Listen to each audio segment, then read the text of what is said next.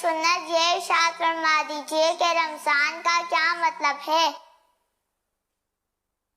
رمضان رمضان سے مشتق نکلا ہے.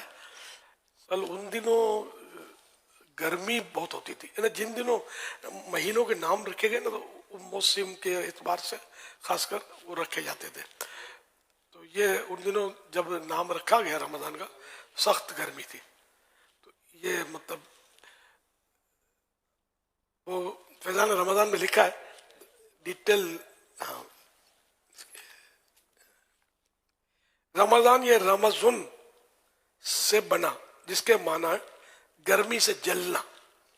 کیونکہ جب مہینوں کے نام قدیم عربوں کی زبان سے نقل کیے گئے بیان کیے گئے تو اس وقت جس قسم کا موسم تھا اس کے مطابق مہینوں کے نام رکھ دیے گئے.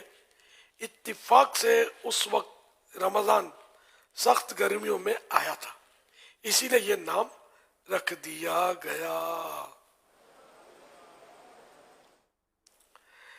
حضرت مفتی احمد یار خان رحمۃ اللہ علیہ فرماتے ہیں بعض مفسرین نے فرمایا کہ جب مہینوں کے نام رکھے گئے تو جس موسم میں جو مہینہ تھا اسی سے اس کا نام ہوا.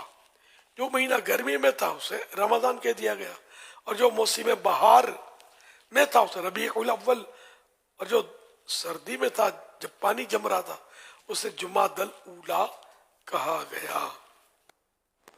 یہ فیضان رمضان کے پیج نمبر 22 سے لے کر 23 تک